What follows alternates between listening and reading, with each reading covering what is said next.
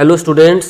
तो उम्मीद है कि आप लोगों ने अपना रैंक देख लिया होगा। जैसा कि हमने प्रीवियस वीडियो में आप लोगों को इन्फॉर्म कर दिया था कि आईसीएआर ने रैंक कार्ड को जारी कर दिया है। इस वीडियो में हम आपके लिए लेकर के आए हैं रजिस्ट्रेशन से लेकर के मॉपअप राउंड तक की कंप्लीट जानकारी। कैसे आपको यूनिवर्सिटी को चुनना चाहिए, कैसे किसी सब्जेक्ट को चॉइस करना चाहिए, इन सारे की कंप्लीट जानकारी हम लेकर आए हैं। तो सबसे पहले हम लोग देखेंगे कि रजिस्ट्रेशन किस तरीका से किया जाएगा और हम मॉपअप राउंड तक कैसे आगे बढ़ेंगे, किस तरीका से आप अपग्रेड कर सकते हैं, इनकी जानकारी सबसे पहले हम लोग देखेंगे। इसके बाद हम लोग देखेंगे कि किसी यूनिवर्सिटी को कैसे ऑप्ट किया जा सकता है और तब हम लोग देखेंगे कि हम कैसे जो है सब्जेक्ट को देखेंगे, किस तरीका से सब्जेक्ट को हम ऑप्ट करें। तो सबसे पहले हम लोग रजिस्ट्रेशन से स्टार्ट करते हैं। तो जो नए हैं इस चैनल पर तो जुड़िए इस चैनल के साथ और पढ़िए विज्ञान के अलग अलग टॉपिक हमारे साथ। फिलहाल हम लोग इस वीडियो में आईसीएआर की काउंसलिंग से संबंधित डिफरेंट टॉपिक को स्टार्ट करते हैं।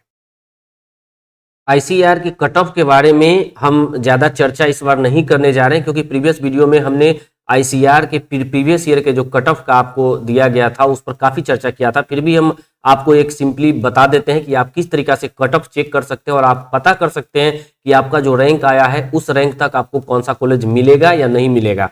तो यहाँ पर आप क्लिक करेंगे, क्लिक करने के बाद जो एक नया पेज खुलेगा, इसमें हमने बताया था कि आप जैसे भी यहाँ पर देख रहे हैं ये यूजी एंड पीजी का जो है यूजी पीजी एसआरएफ कोर्स के लिए है। आप यहाँ पर इसको क्लिक करना है तो एक ही आएगा।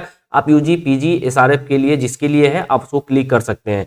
अगर सिलेक्ट कोर्स करना होगा तो कोर्स के लिए सपोज दैट कि आपको अगर बीएससी एग्रीकल्चर के लिए करना है तो यहाँ पर देखिए यूजी में जाइए, बीएससी ऑनर्स एग्रीकल्चर को ऑप्ट करिए। अगर सिलेक्ट ईयर करना मान लीजिए हम 2020 के लिए करते हैं और अगर कोई कैटेगरी हम ले लेते हैं, मान लीजिए ओबीसी कैटेगरी ले लेते हैं, तो एक्सपेक्टेड रैंक अगर मान लीजिए कि आपका एक्सपेक्टेड रैंक 2000 के अंदर में है तो आप यहाँ पर डाल सकते हैं, अपना रैंक डाल सकते हैं और देख सकते हैं कि किस तरीका से आपको कौन सा कॉलेज प्रीवियस ईयर में आपके इस रैंक तक मिला है, उसी के अनुसार आपको एक इस बार मिलने का चांस है। अब जब आप कर्सर को यहाँ बढ़ाएंगे तो आप यहाँ पर देखेंगे इस तरीका से कि ये जो आप देख रहे हैं राउंड 1, 2, 3, इसके बारे में मैंने प्रीवियस वीडियो में कंप्लीट चर्चा किया है। तो जिनको इनके बारे में डिटेल जानना हो तो प्रीवियस वीडियो को देख सकते हैं।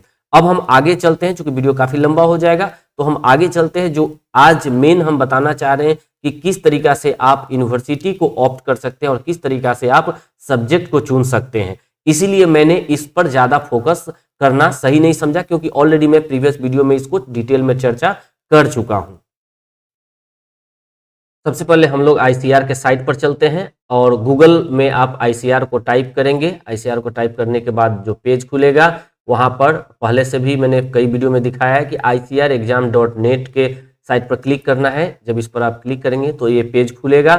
इस पेज में आपको जैसा हमने प्रीवियस वीडियो में बताया था, जो कि छोटा वीडियो था, केवल आप लोगों को इन्फॉर्म करने के लिए था, उसमें मैंने डिटेल एक्सप्लेनेशन नहीं किया था। वहां पर हमने बताया था कि आप एप्लीकेंट लॉगिन पर जब क्लिक करेंगे तो एक नया पेज खुलेगा और जब नया पेज खुलेगा यहाँ पर आप अपना एप्लीकेशन नंबर, पासवर्ड और सिक्योरिटी कोड डाल करके आप अपना रैंक देख सकते हैं।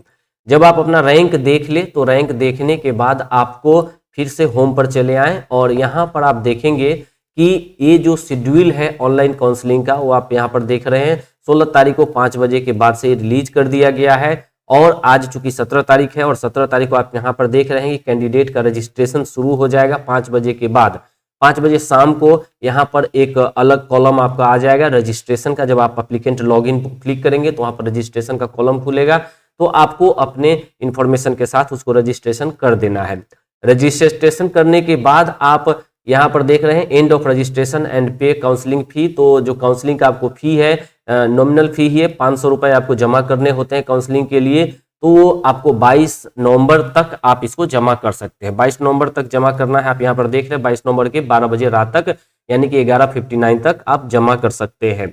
और जो चॉइस का होता है, आप एक बात ध्यान रखें कि एक ही बार आपको चॉइस करना पड़ता है, मतलब एक ही बार आपको चॉइस फिलिंग करने होते हैं। इसके बाद आप उसको चॉइस को दोबारा फिल नहीं कर सकते हैं। एंड ऑफ चॉइस फिलिंग जो कि आप यहाँ देख रहे हैं 23/11/2021, यानी कि 23 तारीख के रात 12 बजे के पहले तक आपको चॉइस कर लेना है कि आपको कौन सा सब्जेक्ट लेना है और कौन सा यूनिवर्सिटी लेना है। ये आपको डिटेल में समझने की जरूरत है। और आप रजिस्ट्रेशन तो आज कर देंगे, 5 बजे के बाद रजिस्ट्रेशन आप तुरंत कर दीजिए, लेकिन आप चॉइस फिलिंग को थोड़ा सा ध्यान से समझने के बाद और केवल यही वीडियो नहीं, और भी जगह बहुत सारे वीडियोज अवेलेबल है, और आपके साइट है, आपका प्रोस्पेक्टस अवेलेबल है, उसको पढ़िए और पढ़ने के बाद अच्छे से समझ लीजिए और समझने के बाद ही चॉइस फिलिंग करिएगा। क्योंकि कई बार ऐसा होता है कि जिस स्टूडेंट का बहुत ज़्यादा रैंक होता है वो भी अच्छे कॉलेज पा जाते हैं, और जिस स्टूडेंट का बहुत अच्छा मतलब कि अंडर 500, 1000 या 2000 के अंदर भी रैंक होता है, लेकिन उनको कॉलेज उतना बढ़िया टॉप कॉलेज नहीं मिल पाता है। तो यहाँ पर आपको सावधानी बरतनी पड़ेगी कि किस तरीका से हम चॉइस फिलिंग करें। चॉइस फिलिंग के बारे में हम अभी बताएंगे। इसके बाद अभी हम लोग देख लेते हैं कि काउंसलिंग का शेड्यूल किस तरीका से आया है। तो आप यहाँ पर देख रहे हैं कि जब आपका 23 तारीख को अब जब आप चॉइस फिलिंग कर लेंगे सारे राउंड का, तो उसके बाद आपका फर्स्ट राउंड का जो सीट अलॉटमेंट है वो 26 नवंबर को 5 बजे के बाद से दिया जाएगा। यहाँ पर देख रहे हैं आप, seat allotment and start of online documents uploading by the candidates. ठीक है, तो आप जो इन्फॉर्मेशन देंगे उसके आधार पर 26/11/2021 तक 5 बजे के बाद आपको सीट अलॉटमेंट हो जाएगा।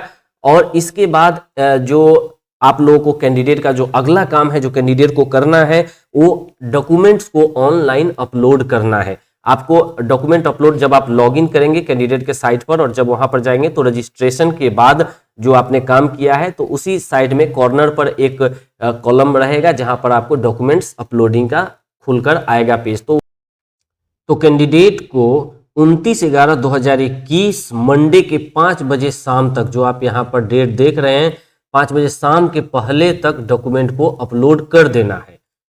और उसी तरीका से end of online document verification by the university 1/12/2021, यानी कि 5 बजे शाम तक 1/12/2021 तक यूनिवर्सिटी जो है डॉक्यूमेंट वेरिफिकेशन कर लेगा ऑनलाइन। और अगर end of resubmission of documents by candidates, अगर मान लीजिए दोबारा रीसबमिशन अगर डॉक्यूमेंट्स को करना होगा तो 2/12/2021 तक 12 बजे दोपहर तक कैंडिडेट उसको रीसबमिट कर सकते हैं। और जो रीसबमिटेड रिमेनिंग डॉक्यूमेंट्स को जो वेरिफिकेशन करेगा यूनिवर्सिटी वो 2/12/2021 के 5 बजे शाम तक यूनिवर्सिटीज कर लेंगे। और जो end of seat acceptance fee deposition bye candidates आप यहाँ देख रहे हैं, यानी 3/12/2021 तक सीट को एक्सेप्ट कर लेना है कैंडिडेट को। अगर आपको कोई सीट अलॉट हुआ है तो 3 दिसंबर 2021 के 5 बजे शाम तक आपको उसको एक्सेप्ट करके फी को डिपॉजिट कर देना है। 10,000 रुपए ऑनलाइन आपको डिपॉजिट कर देना होता है ताकि आपका वो सीट फिक्स हो जाए। आप चाहे तो आगे अपग्रेडेशन में जा सकते हैं। अगर मान लीजिए किसी कैंडिडेट को बीएससी हॉर्टिकल्चर मिल गया है और वो बीएससी एग्रीकल्चर चाहता है तो वो खुद अपग्रेडेशन कराना चाहता होगा, तो अपग्रेडेशन के कंडीशन में आप कर सकते हैं कि आपको 10,000 रुपए दे करके जो आपने फर्स्ट राउंड में जो ऑप्ट किया था और जो सीट आपको अलॉट हुआ है उसको आपको लॉक कर देना होगा। और उसके बाद आपको अपग्रेडेशन एक खुल जाएगा, वहां पर पेज होगा, उसमें अपग्रेडेशन का ये सिस्टम आएगा, तो अपग्रेडेशन पर आप क्लिक कर देंगे, आपका अपग्रेड हो जाएगा सेकेंड राउंड के लिए। अगर आपको मान लीजिए कि कोई यूनिवर्सिटी चाहिए, मान लीजिए कि कोई आप बीएचयू आपको चाहिए, कहीं मान लीजिए कोई यूनिवर्सिटी को छोड़ करके आप पंतनगर चाहते हैं, मान लीजिए कोई यूनिवर्सिटी आपको मिल गया है और उसके बदले आप दूसरा यूनिवर्सिटी चाहते हैं, तो उस कंडीशन में भी आप अपग्रेडेशन कर सकते हैं। तो ये दोनों कंडीशन है, या तो यूनिवर्सिटीज का या आपका जो है सब्जेक्ट का जो अपग्रेडेशन होगा वो अपग्रेडेशन आप कर सकते हैं 3/12/2021 को आपको फी डिपॉजिट करने के बाद और अपना सीट को लॉक करने के बाद इसको आप अपग्रेड कर सकते हैं। इसी तरीका से सेकेंड राउंड का काउंसलिंग होगा, थर्ड राउंड का भी काउंसलिंग होगा। आपको एक ही बार चॉइस फिलिंग करना है और वो चॉइस फिलिंग आपको 17 से 23 के बीच में करना है, चाहे आपका रैंक कुछ भी हो, केवल आपका रैंक 0 और निगेटिव में नहीं होना चाहिए। एक के बाद जो भी रैंक होगा आप ऑप्ट कर सकते हैं, 500 रुपए देकर आप रजिस्ट्रेशन करा सकते हैं काउंसलिंग के लिए और थर्ड राउंड तक के काउंसलिंग में आप जा सकते हैं। अगर थर्ड राउंड के काउंसलिंग तक आपको सीट मिल जाता है तो बहुत अच्छा, अगर आपको सीट नहीं मिलता है तो एक मॉपअप राउंड स्टार्ट होता है जो कि 1 जनवरी से इस बार स्टार्ट होने वाला है। 1 जनवरी के 5 बजे शाम से स्टार्ट हो जाएगा और उस समय आपको फिर से रजिस्ट्रेशन करना पड़ेगा और फ्रेश चॉइस करना पड़ेगा, यानी कि आप मॉपअप राउंड में फिर दोबारा फ्रेश चॉइस कर सकते हैं सब्जेक्ट का एंड यूनिवर्सिटीज का। तो आप देख रहे हैं यहाँ पर जो एंड ऑफ रजिस्ट्रेशन एंड पे काउंसलिंग फी है वो 4/1/2022 तक है, यानी कि आपको 4 जनवरी 2022 के 5 बजे शाम तक रजिस्ट्रेशन कर लेना है और 500 रुपए जो काउंसलिंग मॉपअप राउंड के लिए फिर से आपको देना होगा उसको पे कर देना है। और एंड ऑफ चॉइस फिलिंग आप देख रहे हैं 5/1/2022 को 5 बजे शाम तक, यानी कि ये जो चॉइस फिलिंग है 5 बजे शाम तक, 5 जनवरी के 5 बजे शाम तक आप चॉइस कर सकते हैं, उसमें यूनिवर्सिटी को और सब्जेक्ट को ऑप्ट कर सकते हैं। ये 7 जनवरी को आपको सीट अलॉटमेंट का आ जाएगा 5 बजे शाम के बाद से, और उसके बाद से आपको 10 तारीख तक डॉक्यूमेंट को अपलोड कर देना है किसी भी हाल में 5 बजे शाम तक। और जो ऑनलाइन डॉक्यूमेंट वेरिफिकेशन जो यहाँ पर आप देख रहे हैं यूनिवर्सिटी के द्वारा, वो 12/1/2022 को एंड हो जाएगा 5 बजे शाम तक। अगर आपको फिर से रीसबमिट करना है किसी को डॉक्यूमेंट, किसी कैंडिडेट को, तो वो 13/1/2022 के 12 बजे दोपहर तक कर सकता है विशेष परिस्थिति में। और वेरिफिकेशन जो रीसबमिटेड हुआ है, जो रिमेनिंग डॉक्यूमेंट्स है, वो यूनिवर्सिटी 13/1/2022 तक 5 बजे शाम तक इसको वेरीफाई कर लेगा और आपको 14/1/2022 तक सीट एक्सेप्ट कर लेना है, यानी कि जो सीट आपको मिला है उस सीट को एक्सेप्ट करके फी को डिपॉजिट कर देना है, यानी 10,000 रुपए से आपको ऑनलाइन दे करके डिपॉजिट करके उस सीट को फिक्स कर देना है। और इसके बाद आप यूनिवर्सिटी से कंसल्ट कर सकते हैं, वहां पर जाकर के वहां रिपोर्ट करके आप उस यूनिवर्सिटी में एडमिशन ले सकते हैं। तो इस तरीका से first round, second round and third round का काउंसलिंग होगा। और साथ ही लास्ट में जनवरी में करीब देख रहे हैं आप 15 दिन मॉपअप राउंड होगा। तो आप देख रहे हैं कि पूरे 15 जनवरी तक आपका काउंसलिंग चलने वाला है। तो काउंसलिंग में बहुत ही सावधानी बरतने की जरूरत है। और इस काउंसलिंग में 2 ही बार आपको चॉइस फिलिंग करना है। एक तो आपको जब आप रजिस्ट्रेशन करते हैं तो इस बार जो है 17 से 23 के बीच में आपको चॉइस फिलिंग करना है, चाहे वो यूनिवर्सिटी का हो या सब्जेक्ट का हो। और दूसरा आपको मॉपअप राउंड में चॉइस फिलिंग करना है, वो भी जो आपका मॉपअप राउंड का है वो 1 जनवरी से लेके 5 जनवरी के बीच में ही चॉइस फिलिंग करना होगा रजिस्ट्रेशन करने के बाद। तो इसमें बहुत सावधानी बरतने की जरूरत है और आप लोग सावधान रहें। और इसको जितना सावधानी बरतिएगा, हो सकता है कि आपका रैंक अगर थोड़ा सा ज्यादा भी हो तो आपको अच्छा यूनिवर्सिटी मिल सकता है। इसके लिए आप कई वीडियो को देख सकते हैं और आप चाहे तो आईसीआर का जो आपका प्रोस्पेक्टस होगा उसको अच्छे से पढ़ें। आईसीआर के प्रोस्पेक्टस में सारा इंफॉर्मेशन लगभग दिया हुआ है और आपको हमने जो कट ऑफ मार्क्स बताया है देखने के लिए, उससे आप कट ऑफ से चेक कर सकते हैं कि आपको कौन सा यूनिवर्सिटी पिछले ईयर के अनुसार मिल सकता था, तो उसके अनुसार आप यूनिवर्सिटी को ऑप्ट कर सकते हैं। चलिए हम अब आगे बढ़ते हैं और देखते हैं कि किस तरीका से हम यूनिवर्सिटी को ऑप्ट कर सकते हैं। आइए देखते हैं यूनिवर्सिटी का सिलेक्शन कैसे करना चाहिए। तो सबसे पहले हम गूगल पर चलते हैं और यहाँ पर टाइप करेंगे ICAR ranking of agriculture university 2020 PDF। अब ये आप जब यहाँ पर क्लिक करेंगे तो यहाँ पर देखिए रैंकिंग लिस्ट दिया हुआ है PDF, जो कि आप जब खोलेंगे तो इस तरीका से एक नया पेज ओपन होगा। आप इसको थोड़ा बड़ा कर लेते हैं हम।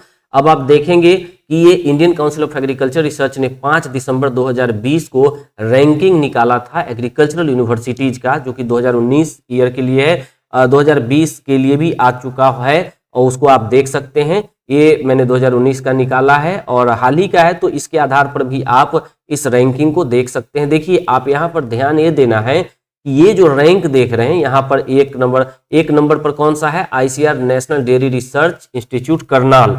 लेकिन आपको ध्यान देना होगा कि यहाँ पर डेयरी की पढ़ाई होती है, तो आप यहाँ डेयरी के लिए ही ऑप्ट कर सकते हैं। उसके बाद सेकंड नंबर जो रैंक है वो पंजाब एग्रीकल्चर यूनिवर्सिटी लुधियाना, तो आप पंजाब एग्रीकल्चर यूनिवर्सिटी लुधियाना को इस तरीका से भी ऑप्ट कर सकते हैं कि ये सेकंड रैंक पर आता है। इसी तरीका से अगर आप थर्ड रैंक की बात करें, इंडियन एग्रीकल्चर रिसर्च इंस्टीट्यूट जो कि नई दिल्ली में है, उसी तरीका से इंडियन वेटनरी रिसर्च इंस्टीट्यूट इज्जत नगर 4 रैंक पर आता है। GB Pant university of agriculture and technology जो पंत नगर में है, ये 5 नंबर पर है। यहाँ पे BSc एग्रीकल्चर की अच्छी पढ़ाई होती है। और इस तरीका से आप क्रम से देख सकते हैं। जहां तक बात है, अगर बिहार एग्रीकल्चर यूनिवर्सिटी सबौर की बात किया जाए तो बिहार एग्रीकल्चर यूनिवर्सिटी सबौर यहाँ आप देख रहे हैं 48 नंबर पर आता है बिहार एग्रीकल्चर यूनिवर्सिटी भागलपुर। तो जो बिहार के स्टूडेंट हैं वो देख सकते हैं कि इसका सबौर का 48 नंबर रैंकिंग है, असम का 49 है। इस तरीका से आप देख रहे हैं जो 67 यूनिवर्सिटीज ICAR के अंतर्गत है, सारे का यहाँ पर रैंकिंग दिया हुआ है। ये रैंकिंग आईसीआर कई बातों को लेकर के करती है, या इसका फैकल्टी किस तरीके का होता है, वहाँ का इंफ्रास्ट्रक्चर क्या है, वहाँ का प्लेसमेंट क्या है, तो बहुत सारी बातों को ध्यान में रख करके रैंकिंग किया जाता है। तो अगर आपका रैंक आईसीआर में अच्छा आया है तो आप इस तरीका से आप यूनिवर्सिटी को ऑप्ट कर सकते हैं, ये ज्यादा बेटर ऑप्शन आपके लिए रहेगा। और अगर आप होम सिकनेस नहीं है तो आप अपने, जरूरी नहीं कि आप अपने घर के बगल का ही यूनिवर्सिटी चुने, आप इस क्रम से यूनिवर्सिटी चुन ले, आपको आसानी से मिल जाएगी। आप आईसीआर के लिए यही टाइप करना है, गूगल में आप इतना टाइप करेंगे ranking of agriculture universities for the year 2020, 2019 या 2021 डाल करके देखिए, आपको आएगा 2020 तक का आ जाएगा। और आप इस तरीका से देख सकते हैं कि कौन सा यूनिवर्सिटी किस नंबर पर है और उसके अनुसार आप उसको ऑप्ट कर सकते हैं। तो ये यूनिवर्सिटी चुनने की बात हुई। और सभी यूनिवर्सिटी के अंतर्गत बहुत सारे कॉलेजेज आते हैं और उस कॉलेजेज में आपका बीएससी एग्रीकल्चर की पढ़ाई होती है। जैसे आपको मैं उदाहरण के लिए बता दूं कि जैसे यहाँ आप देख ले, बिहार एग्रीकल्चर यूनिवर्सिटी भागलपुर है, तो इसके अंतर्गत आपका 5 कॉलेज में एडमिशन हो सकता है। पहला कॉलेज तो आपका है बीएससी सबौर यानी बिहार एग्रीकल्चर कॉलेज, जो कि भागलपुर में है, हेडक्वार्टर में ही स्थित है। दूसरा कॉलेज आपका है पूर्णिया में है, और तीसरा कॉलेज आपका किशनगंज में है, चौथा सहरसा में है, पांचवा डुमरांव में है, और जो एक छठा आपका जो कॉलेज है वो हॉर्टिकल्चर कॉलेज है, वो नूरसराय में है, जो कि Nalanda college of horticulture Noorsarai के नाम से फेमस है। तो इस तरीका से एक यूनिवर्सिटी के अंतर्गत इतने कॉलेजेज हैं जहां पर आपका एडमिशन हो सकता है। तो आप इन सारे यूनिवर्सिटीज को आप देख सकते हैं और इन सारे एग्रीकल्चर यूनिवर्सिटीज में आप एडमिशन ले सकते हैं, खास करके आपके प्रोस्पेक्टस में जो दिया हुआ होगा, क्योंकि कुछ ऐसे यूनिवर्सिटीज है या इसमें जो एनलिस्टेड है 67 यूनिवर्सिटीज, इसमें कुछ ऐसे है जिसमें कि एमएससी और पीएचडी की पढ़ाई होती है, वहां पर आपका बीएससी एग्रीकल्चर की पढ़ाई नहीं होती है। तो आप थोड़ा इसको ध्यान में देख लेंगे कि आपके प्रोस्पेक्टस में जो यूजी का यूनिवर्सिटी दिया गया है उसी के अनुसार ऑप्ट करेंगे। लेकिन रैंकिंग यूनिवर्सिटी का यही रहेगा, यानी 1 से 67 तक जो आप ये देख रहे हैं ये यूनिवर्सिटी का रैंकिंग है। और मैं आप लोगों को रिकमेंड करूंगा कि आप इस लिस्ट को ध्यान में रख करके यूनिवर्सिटी को ऑप्ट करें। तो आइए हम लोग देखते हैं कि आप लोग कौन कौन से डिग्री प्रोग्राम के लिए एलिजिबल है। ये आपके इंटर में जो यानी कि 10+2 एग्जामिनेशन के दौरान जो सब्जेक्ट रहा है उसके ऊपर ही डिपेंड करता है, ताकि उसके अनुसार आपने जो एंट्रेंस एग्जामिनेशन दिया होगा जिस सब्जेक्ट में, उसके आधार पर ही आपको ये एडमिशन मिलेगा। हम मान लीजिए कि एक एग्जाम्पल ले लेते हैं कि आपका अगर पीसीबी ग्रुप है, यानी कि यहाँ पर आप देख रहे हैं अगर पीसीबी ग्रुप है तो पीसीबी ग्रुप आप देखिए कि कौन कौन से डिसिप्लिन में है। टोटल यहाँ पर 11 डिसिप्लिन हैं जिसके लिए आप लोग एलिजिबल हो सकते हैं। इसमें आप यहाँ देख रहे हैं इसमें भी पीसीबी है, इसमें भी पीसीबी है, यहाँ तक आपका पीसीबी आ रहा है। अब यहाँ पर देखिए आप पीसीएम, पीसीएमबी है जो बीटेक एग्रीकल्चर इंजीनियरिंग है, या पीसीएम, तो ये एलिजिबल नहीं है पीसीबी वाले। यहाँ पर आपका पीसीबी ग्रुप है, यानी कि आप देख रहे हैं केवल 3 सब्जेक्ट यानी B Tech agriculture engineering, B Tech dairy technology and B Tech food technology को अगर छोड़ दिया जाए तो बाकी जो 11 में से यानी 3 आपको हटा दे तो 8 सब्जेक्ट के लिए जिनका भी इंटर में फिजिक्स, केमिस्ट्री एंड बायोलॉजी रहा होगा, इन 8 सब्जेक्ट के लिए या डिसिप्लिन्स के लिए एलिजिबल है। तो आप ऐसा कर सकते हैं कि इन 8 में ही कोई सिलेक्शन करना होगा कि मुझे किस सब्जेक्ट में जाना है। अब समस्या आती है कि आपको कौन सा सब्जेक्ट ऑप्ट करना चाहिए। तो वास्तव में आपको वैसे सब्जेक्ट को ऑप्ट करना चाहिए जिसमें आपका इंटरेस्ट हो। और सबसे पहला मैं शुरू में मैंने कई वीडियो इसके पहले डाला हुआ है, आप वहां जाके देख सकते हैं कि कैसे हमको सब्जेक्ट का चयन करना चाहिए। सबसे पहले तो आपको अपना इंटरेस्ट देखना होगा, उसके बाद आप देखिए कि उसमें कैरियर अपॉर्चुनिटीज क्या है, यानी कि उसमें गवर्नमेंट जॉब का क्या अपॉर्चुनिटीज है। इसके बाद देखिए कि प्राइवेट जॉब की अपॉर्चुनिटीज क्या है, और तब उसके बाद ये भी देखना चाहिए कि मान लीजिए हम कोई अगर सेल्फ बिजनेस करना चाहे तो क्या उसमें कोई अपॉर्चुनिटीज है या नहीं है। तो इस प्रकार से आप डिसाइड कर सकते हैं। यहाँ पर अगर मान लीजिए हमने जो यहाँ पीसीबी ग्रुप के लिए लिया है, आप अलग अलग ग्रुप के लिए आप देख सकते हैं। जैसे मान लीजिए आप इंटर एग्रीकल्चर जिन्होंने किया है तो ये देख रहे हैं इंटर एग्रीकल्चर कहाँ कहाँ जा सकते हैं। तो इंटर एग्रीकल्चर ये देख रहे हैं, यहाँ पर भी इंटर एग्रीकल्चर है, यहाँ भी इंटर एग्रीकल्चर है, बाकी इधर आप इंटर एग्रीकल्चर का नहीं है, यानी कि इंटर एग्रीकल्चर जो एडमिशन ले सकते हैं मेनली बीएससी ऑनर्स एग्रीकल्चर में, बीएससी ऑनर्स हॉर्टिकल्चर में एंड बीएससी ऑनर्स फॉरेस्ट्री हो गया। 4 डिसिप्लिन में जो इंटर एग्रीकल्चर के बच्चे हैं वहाँ एडमिशन ले सकते हैं। तो अब हमारे सामने समस्या आएगी कि हम कौन सा सब्जेक्ट चुने। तो अगर अभी तक के जो ट्रेंड देखा जाए अभी तक का, तो नो डाउट अगर आपको बीएससी ऑनर्स एग्रीकल्चर मिलता है तो ये सबसे बेस्ट है और इसको आप लोगों को नंबर 1 पर रखना चाहिए, इसको सबसे पहले ऑप्ट करने की कोशिश करना चाहिए। इसके बाद अभी के समय में जो बीएससी ऑनर्स हॉर्टिकल्चर है इसका भी डिमांड काफ़ी है, चूंकि ये एग्रीकल्चर का ही एक सब ब्रांच है। इसके लिए भी मैंने सेपरेट वीडियो यूट्यूब चैनल में डाल रखा है, आप वहाँ देख सकते हैं, तो आपको पता चलेगा कि इन सब का स्कोप क्या है। इसके बाद अगर आज के समय में जो बीटेक एग्रीकल्चर इंजीनियरिंग या B Tech dairy technology, B Tech food technology, सबका अपना अपना अलग अलग स्कोप है, बीटेक बायोटेक का भी अपना अलग स्कोप है। लेकिन अगर इन सब में ओवरऑल बात किया जाए तो बीएससी एग्रीकल्चर एंड हॉर्टिकल्चर की बात थोड़ी अलग हो जाती है। आजकल फूड साइंस का भी काफ़ी स्कोप बढ़ रहा है, तो फूड साइंस के क्षेत्र में भी आप जा सकते हैं। मतलब ये नहीं है कि आप कौन से सब्जेक्ट को लेकर के कहाँ जाएंगे, सब्जेक्ट सभी अच्छे होते हैं और सभी में कहीं ना कहीं स्कोप है। गवर्नमेंट जॉब के साथ साथ प्राइवेट जॉब और सेल्फ बिजनेस का भी स्कोप है, किसी में कम होता है तो किसी में ज़्यादा होता है, लेकिन होता सभी में है। आपको सबसे पहला जो कोई भी सब्जेक्ट को चुनने से पहले आपको सबसे पहले ये ध्यान रखना चाहिए कि आपका इंटरेस्ट क्या है, आप किस दिशा में जाना चाहते हैं, क्योंकि बेमन से किया हुआ काम कभी भी अच्छा से नहीं हो सकता है।